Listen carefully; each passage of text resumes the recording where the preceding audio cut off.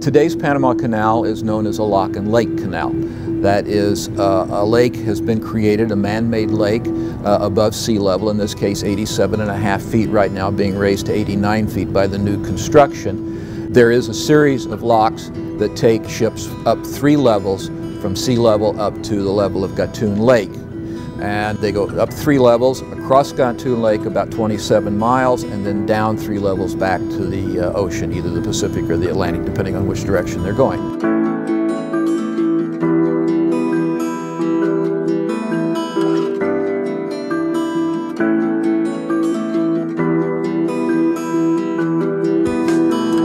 The main purpose of building an Isthmian Canal was to link the trade routes of the world together. That was the initial idea the French had, and the Americans looked at it as being a strategic advantage for them in the growth of their country as a world power.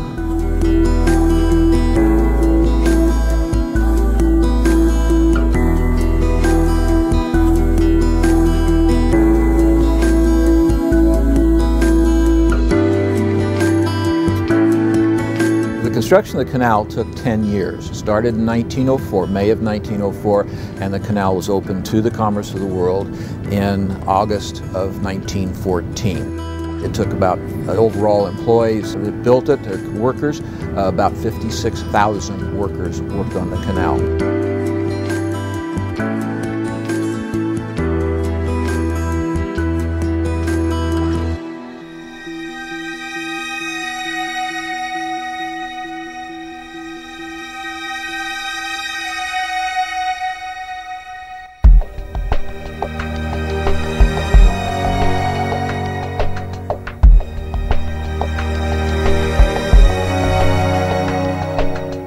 The mules are a nickname given to the electric locomotives that actually controlled the progress of a ship in the locks.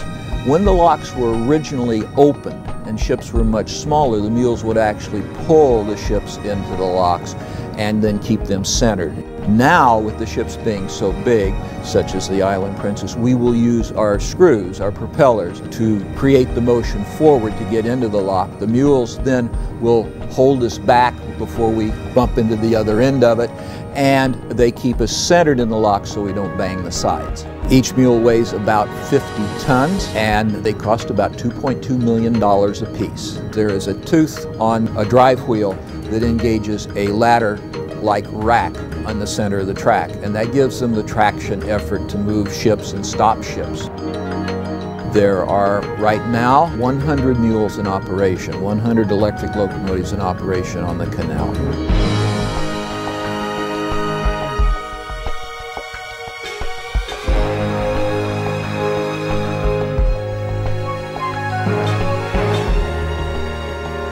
As you're on board and you hear the whine of the mules and the squeal of the brakes, you will also hear a bell sound. The ding-ding is the acknowledgement of a radio command given by the loadmaster to the mule driver as to whether to go forward or to tighten the cables one way or loosen them the other way. The mule driver cannot talk back. The only way he has of communicating back is through the bell system. It's a one-way radio. Okay, number 1, separation hold once.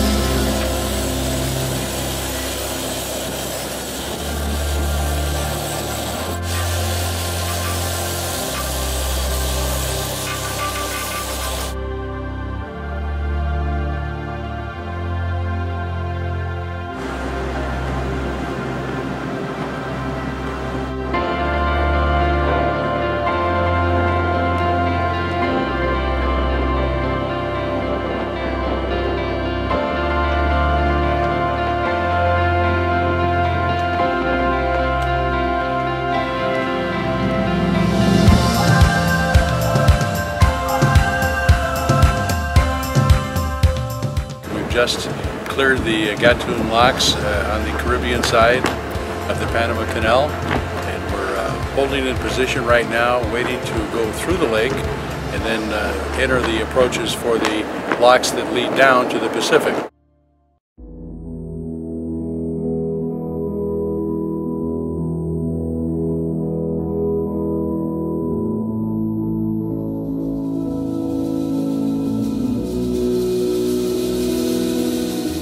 The Island Princess transit through the canal takes between 8.5 to about 10.5 hours, depending on traffic and weather and other operational necessities. It takes about $650 million a year to maintain the canal, just to keep it in operation. On top of that, there's still some profit left. A portion of that right now is put in the pocket as a slush fund for emergency days, in case there's an emergency and they have to really do something in a hurry. Another part of that profit goes into another pocket, and that gets reinvested so that it grows like a savings account, and that's what they're using to pay for the new construction.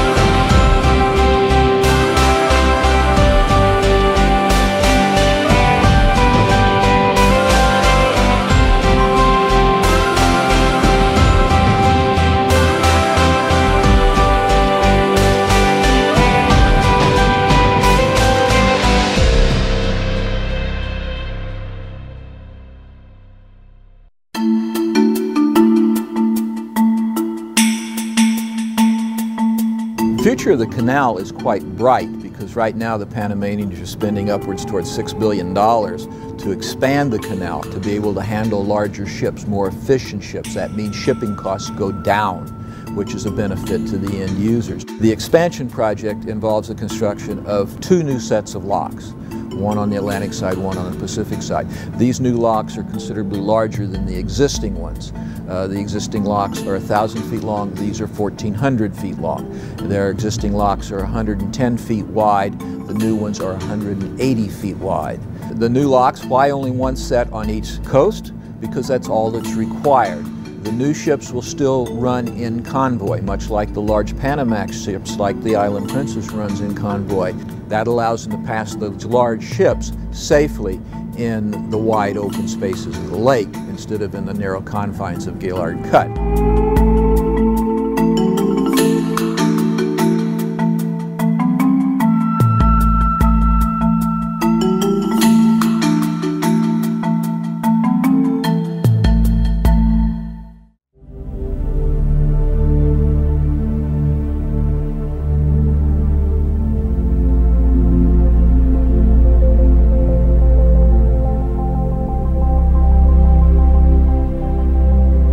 My passion with the canal comes from a very early age and being introduced to it.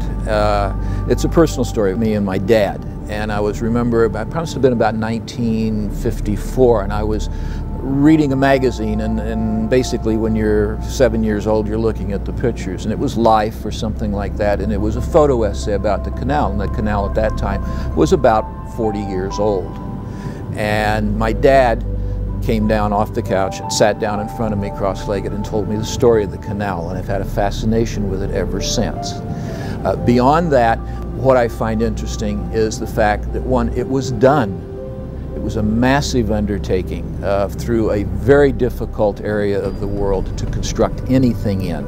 All the material had to come in from somewhere else. All the labor had to come in from somewhere else. The logistics for this project were immense. On top of that, the fact that most history books look at the construction with the big cranes and the massive machinery and the train system that John Stevens set up as the machine to build the canal, we have to remember that the canal was built by men down in the trenches, digging, shoving concrete around, and making everything work and fit. It was built by men.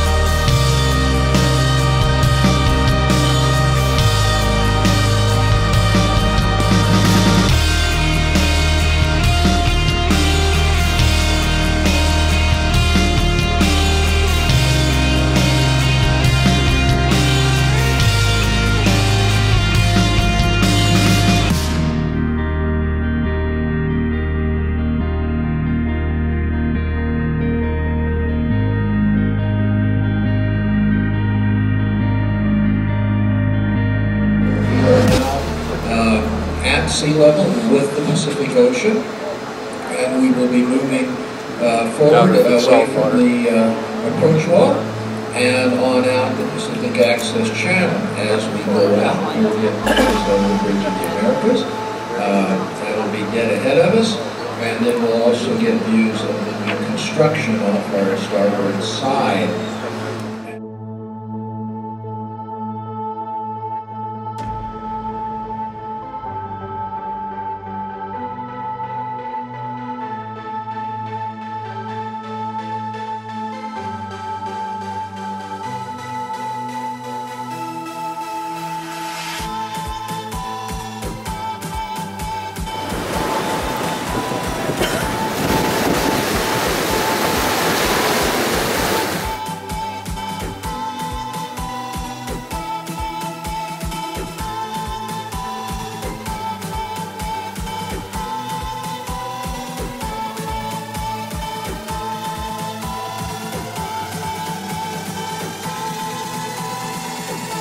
Look at the administration building there where the gurus that work in the canal, that administer the canal work.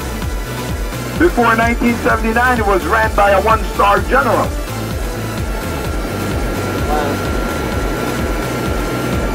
You were living pretty darn good here.